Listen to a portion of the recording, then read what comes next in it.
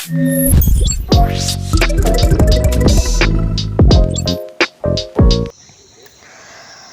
morning සුබ දවසක් සියලු දෙනාට. ඉතින් මෙල්බෙට් account එකේ game play කරලා අපි කොහොමද payment agent හරහා withdrawal එකක් ගන්නෙ කොහොමද කියලා අපි බලමු.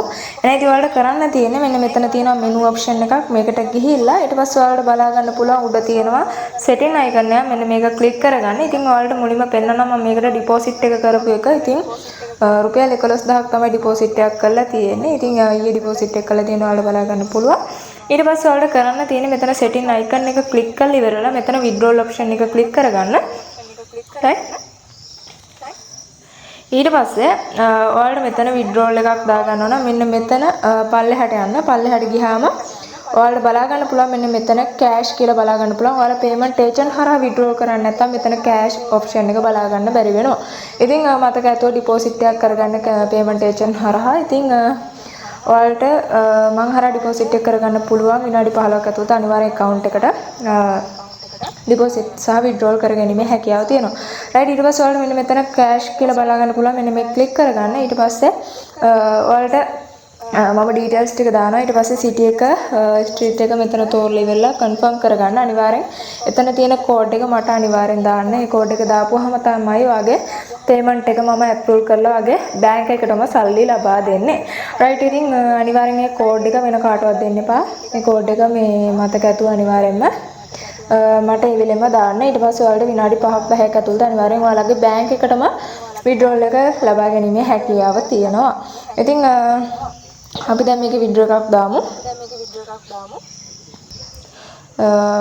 ඊට පස්සේ මෙන්න මෙතන අපි තෝරගන්න මෙන්න මේ විදිහට.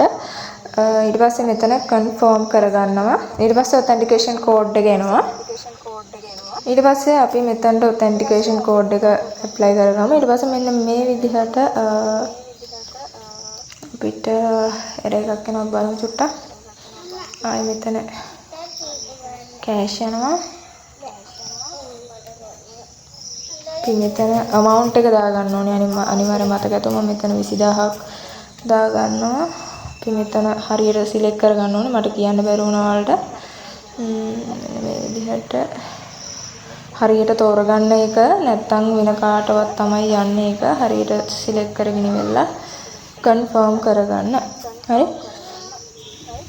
right ඊට පස්සේ මේ විදිහට request create successfully කියලා බලා ගන්න පුළුවන්. මෙතන okay එක දෙන්න. ටිකක් ඊට පස්සේ උඩට යන්න. මෙන්න මේ විදිහට උඩට ගියාම ඔයාලට මෙන්න මෙතන බලා ගන්න පුළුවන් ඔයාලගේ date එක, payout available method එක, amount එක, ඊපස්සේ under review කියලා තියෙනවා. දැන් මේක refresh කරගන්න. ඊට පස්සේ approval කියලා තියෙනවා. මෙන්න මෙතන ඔයාලට තියෙනවා get code කියලා. මෙන්න මේ code එක ඔයාලා click කරගන්න. right ඊට පස්සේ ඔන්න code එක තමයි මට අනිවාර්යෙන් එවන්න ඕනේ.